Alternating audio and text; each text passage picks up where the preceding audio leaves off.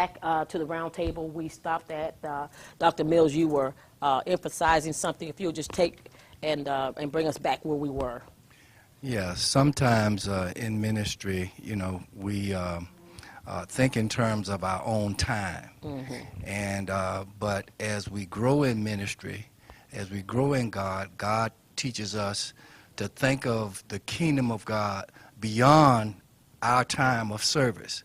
And so to do that, we are always supposed to be looking for young men and women that God has already grooming up under you. And we are supposed, not just the pastor, but the laity, you know, we are supposed to be looking and grooming and preparing and encouraging young men and women, you know, to follow the call of God on their lives and nurture them and give them the encouragement they need.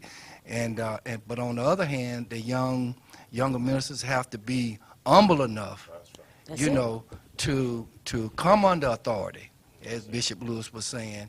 And if any race of people need long-term thinking, it's our people. Yes. Because but it won't happen if you don't have a plan, you plan to fail. Yes. And so we are only going to serve a certain amount of time. And when our time is up, God is going to call us home. But before that, hopefully, we've got a plan in place, and the church doesn't have to suffer, and we just pass that mantle on. And you say, take authority. Right. Of the church of God and move the church forward. You know, for me, for many years, in this city, I've gone to several pastors. Dr. Lewis and I have talked, Pastor Franklin, all of us have gotten together because I understand the dynamics of what pastoring consists of. When you turn to your parishioner, you risk a whole lot. Yes, Lord. Especially if you're going through a transition of a life, relationship, you know, their thoughts. It's not that they can't have a word of understanding, but you need that upper level support because once you share with them, now they start looking at you every Sunday, every Wednesday on how you dealing with the situation. Analyzing it. So, and then if you don't follow through what they think you should have done, it can be chaotic. Yes. So I learned when I went 4 years of marriage and divorce, and I didn't have a lot of pastors to turn to because there was a word out of whatever they thought, but it wasn't true. But I'm not the one to explain myself because I know what the real deal was.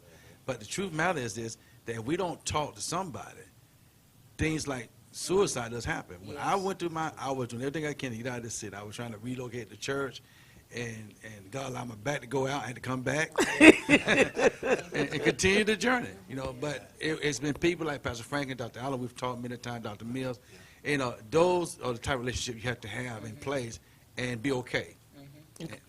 I agree that you got to have that person, whether it is you're thinking of depression or you're going through depression. And as a counselor, mental health is very important for pastors. And that's something that we don't look toward is mental health. We'll go to the doctor for high blood pressure or diabetes, but we will not take care of our mental health. And mental health, as somebody said on the panel, just laughter, having fun, riding your bike, whatever it takes just to go bowling, to be human. And I think that's a key to what keeps us healthy as pastors. I think I got 10 bikes. Anybody want to ride with me? Let me save y'all. Please do. I think that what you were talking about as far as the pastors, you all having that role as the leader, and like I was talking about the weight of your jobs, everyday pressures.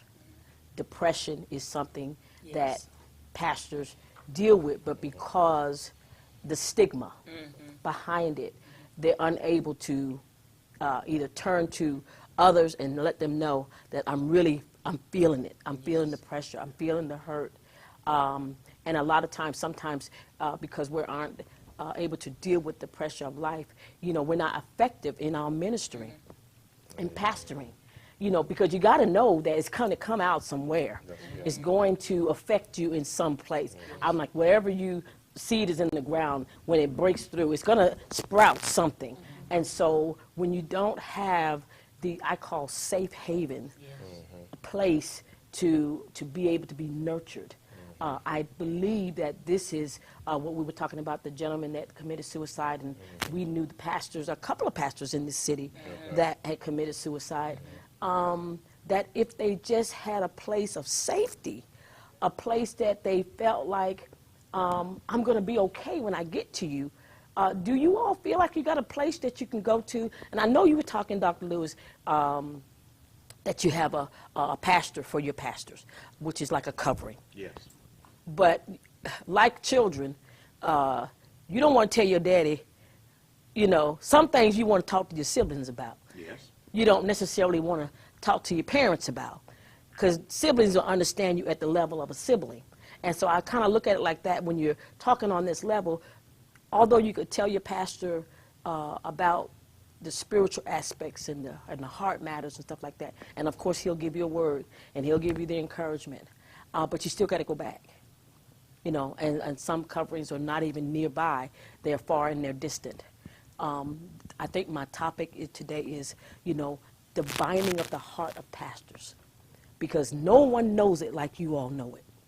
And if I think pastors understood that the one sitting right next to me is going through the very exact same thing that I'm going through. And that's why I believe it is necessary that we develop relationships with those who are having the same challenges that we are having, or to develop the kind of relationships so that our spirit can glean from the other spirit, that we need someone, because the mental part of us, the stress, the anxiety, the frustration, it's just a thought away. And it happens to all of us at some time. Yes. But if we have right relationship, then we will be able to have people that we can talk to and find out how safe we can be. And yet that covering that I mentioned, the covering of having a pastor, having a spiritual leader who we can go to, who can maybe guide us to someone that we can talk to, because they know all kinds. Because one of the problems that we have is understanding that we are carrying the weight of all of the members of our congregation. Exactly. With all of the weight that we're carrying, who's carrying us? So that's why the covering is so necessary. That's why the relationship and the accountability is so important, because we need someone that we can go to when we have everybody else already on us, that sometimes drive us to thinking the wrong thoughts, doing the wrong thing, believing the wrong things, and ultimately saying, well, I'm out of here, when our mission is really not complete. Exactly. That stress thing is you mentioned that stress thing, that silent killer. And some of us in this room carry the mantle of being a pastor's pastor. And they come to us, and now you've got the congregation, the community congregation, now you got other pastors pulling at you. And when that is happening, my God, and this is the question, we talked about the fellowship and the development of the friendship.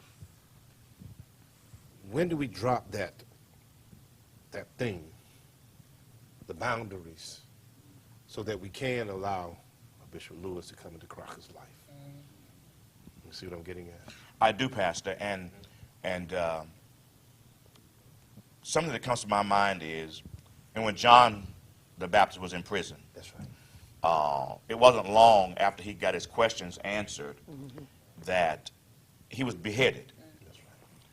And when the news of reached his disciples, Jesus just happened to be there. And he shared with them, listen, guys, the tragedy that you just experienced, you need to come aside, take some rest, get some relaxation, break away from all of the work that you've been doing, and come rest a while. And rest a while. And I discovered, and I think Prophet Powell and I talked about this at one point, one of the things that we don't do is remember that we have family. Remember that we do have a spouse. And every once in a while, not the whole year, but every once in a while, we need to break away and go and rest. Take a vacation. Everybody takes a vacation but us. Take a vacation. Take some time with your wife, take some time with the children and the wife, then take some time with you, just you and the wife. Y'all go and rest. The church is going to be here when you return. That's it. That's part of the problem. And We if you think don't understand that's that, right. then you That's got a right. problem. Yes, sir. So because of that, we need to put into place a succession Succession plan process, that's so right. that we will be able to know that when it's our time to not die, but just step over That's right. and let somebody else carry the mantle. And see the fruit of your labor. Yes. There are yes. so many that have worked in the vineyard, but they worked until their dying Yes, day ma'am. Yeah. and did not see the fruit of their their labor. labor. That's right. So back to what to say concerning healthy relationships. Healthy relationships. I've got to know the character of my sister and my brother. Absolutely. Absolutely. For years, when I first got into CT and Prophet Power, we were at Operation Hope. You know, we're standing out there. You know, we didn't know one another because I came from California. He's already here in the CT. He's a product of Columbus, Georgia. But so we began to conversate with one another. And so for him, he and I to have had a relationship as long as we've had as sisters and brothers, 18, 19, 20 years, it's because we got to know one another. That's right. So when we know one another's character, Yeah. I know how you flow and you know how I flow. Yes. But then you see my flow is stopped. You see I'm not flowing the good. way I normally flow. That's good. You should be able to hey, Andrea, what's going on? That's How How are right, are you? ma'am. There you Right. go. you That's see what good. I'm Sure, saying? yeah. And not be high. And this is the problem. There's a lot of hiding going on. Yes, Right. ma'am. And when you've got to hide who you are, you've got to hide Yes. what's going on with you. It's not healthy. Right. Huh? Exactly. But as Dr. Mills was talking, hey, you know what? I should be able to just be his sister enough to say, you know what? Something doesn't look Yes, like ma'am. him today. That's right. And if it doesn't look like him today, I'm going to go quietly and nudge on him, you know, and we don't have to just start out talking about, you know, anything but you're hungry.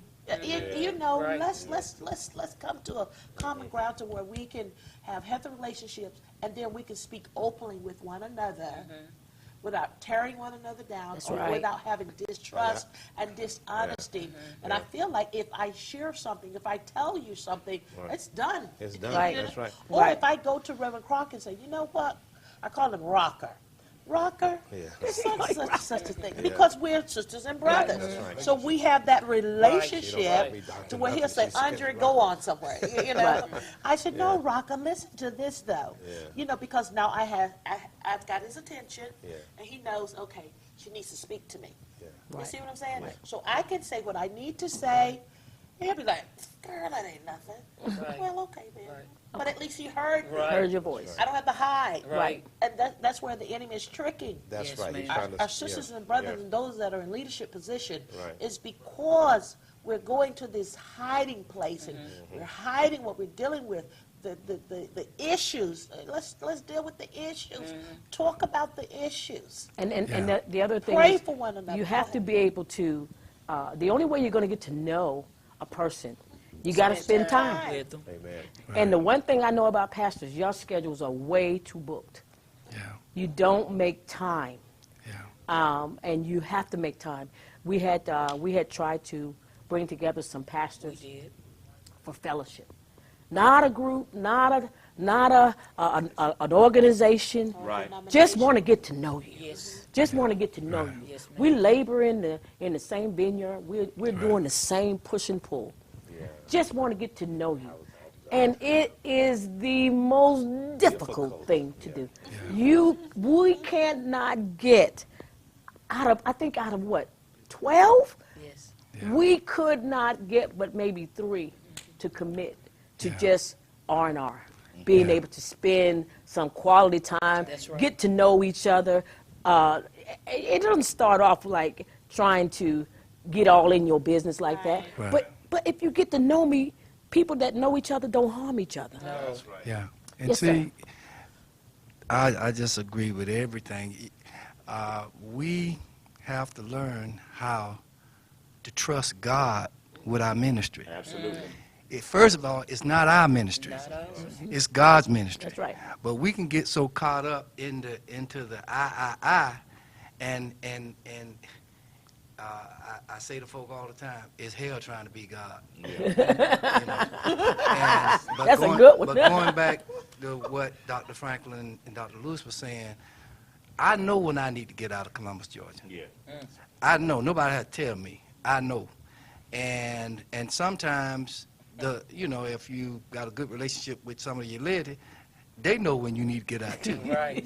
And so this is all the more important because just about all of us here, I call us entrepreneurial pastors.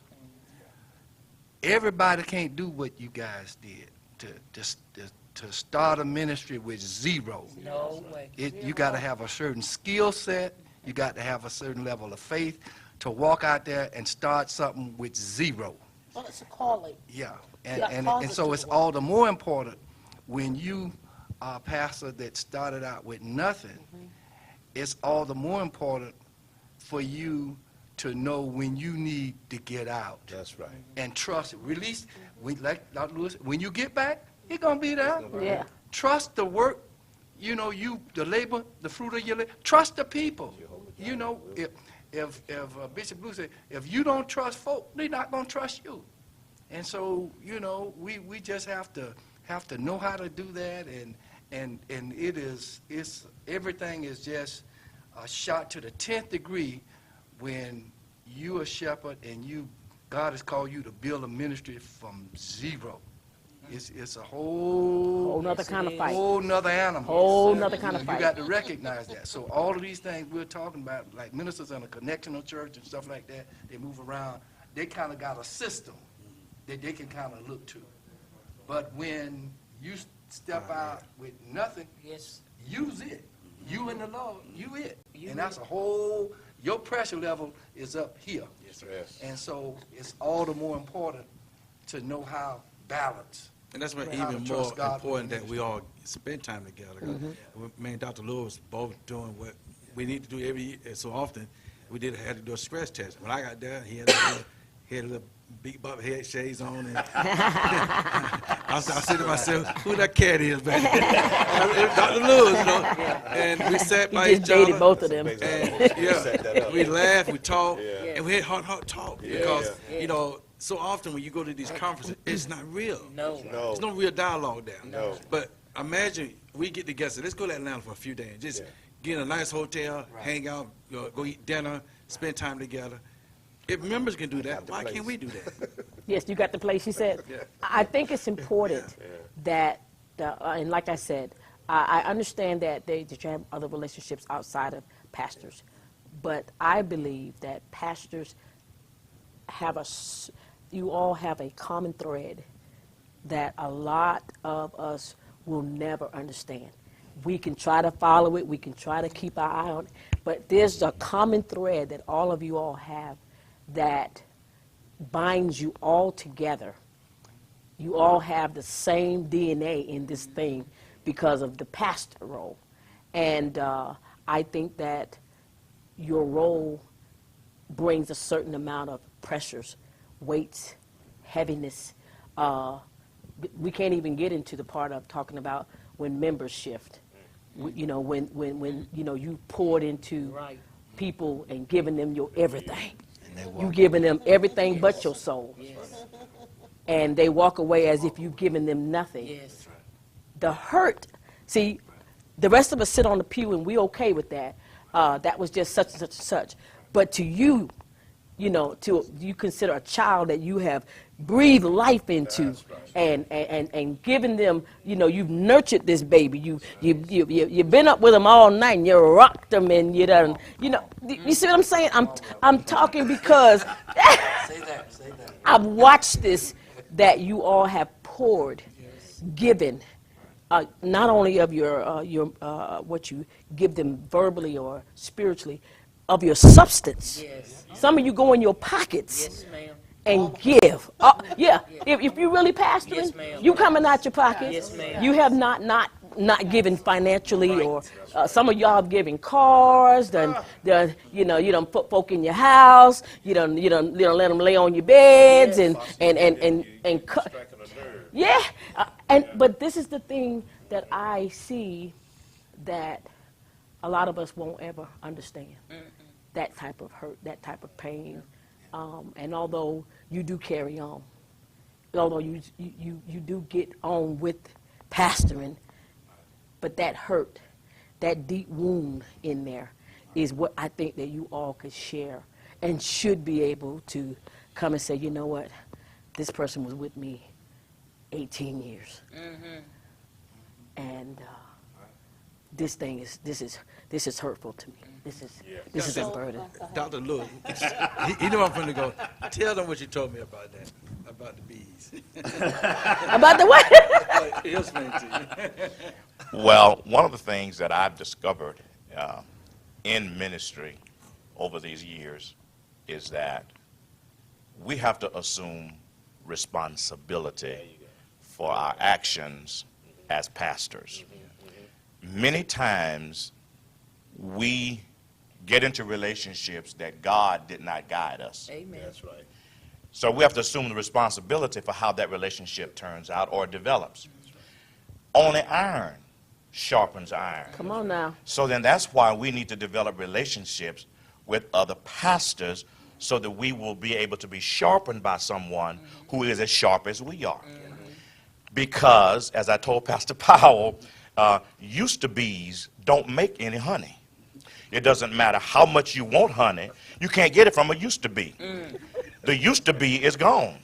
Now, it's necessary that we keep fresh relationships with those who do what we do.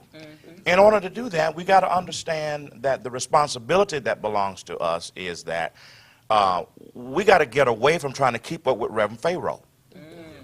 Reverend Pharaoh is not our responsibility. And then I can remember, and if I can share this, hopefully it'll be received with the intent that I'm giving it. I remember once when I went through a serious challenge in ministry that I became angry because different people left.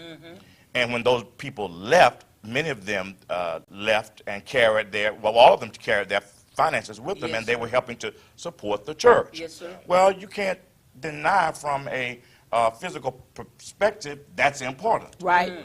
That's important. At the end of the day, Right. you need to know how you're going to be able to follow and pay your bills. Well, I went and I talked to some of those people afterwards. We went to dinner, encouraging them to come back. Well, in so doing, I'm thinking that I'm bettering the situation, but not realizing from a spiritual perspective, I'm really making it worse. I'm really making it worse. And that's what a lot of ministers do today. So what happened was the people, some of them came back, and when they came back with more demons than they left with. Wow. So then I go to God. After the fact. After the fact. I go to God after the fact. That's right. And I say, God, would you please help them relocate? And here's what God says to me. God says, I got rid of them. You brought them back. And you begged them back. Yeah. So now that you begged them back, they're your responsibility. Right. You deal with that. Many pastors need to understand that many times when God moves people, it is because they're not in their set place. They have come to you to get what God has for them there and then prepare them to move on somewhere else. Because the people don't belong to us. That's right. They belong to God. Right. And the more we realize that, the better off as pastors we're going to be, the less weights we're going to be carrying around, and the better we're going to be to have time for our family. If I can't pastor my family, I certainly can't pastor all these people out here. Yeah. If my kids don't have access to me, how can I be trying to tell other kids, parents, kids how to live and parents to teach them? Right. So I got to get to the place where I understand my family is important. Right. I would not be who I am this day had it not been for my wife. That's right. My wife has helped me tremendously for 47 years. And I'm proud to say that she still acts like she's my girlfriend. All right, then. And then sometimes she acts like she's my mother. And then sometimes she acts like she is whoever she wants to be. So I get excited excited knowing that we have that kind of relationship. So it is important that pastors realize that if you still have a spouse, whether burn the gender in terms of whether male or female, you need to be able to have a relationship with them that they can be who God intended them to be, and that is someone to help you. We know many denominational churches won't allow, a pastor won't allow their spouses to help them, and it has caused them all kind of problems. But brothers and sisters on this panel, let me just tell you that if your wife is unable to help you, if you don't have a spouse, then God is still God. Amen. And you can go to him and he will direct you to someone, or he will bring someone into your life who you can identify with, that you can confide in and receive what you need for the days that are coming forth in the very near future. So a lot of our problems come from our not taking responsibility, come from our not being accountable, because how can I follow me? And I'm not trying to be facetious, but how can I follow me? I need someone I can follow on Facebook, on Instagram. We see it there. So many people you're following, and so many people that are following you. Well, you don't see you following you on there. And so why is it that we want to try to... I hope you heard your fellow laborers. I hope you heard their hearts. And that you continue what God has started here. To continue the relationship building. And bind together as one. And know that you are, your brother's keeper, that you are one in the spirit. And so I want to say to my audience, I love pastors. They are from the heart of God. And I think that we need to take care of whatever comes from the heart of God. And so I want to say to all of our persons out there that are watching, love your pastor. Understand that he too or she too has life to live. They've just been called to lead you, and that they need the prayers of the righteous. And if we just uphold them in what they are called to do, this thing will work out. I want to thank all of my guests for being here today. Thank you for your love and your kindness. And we'll see you all again at the round table next week. I, on behalf of the round table and World Changers Tabernacle, we the Powers want to wish you a happy holiday. and a happy New Year.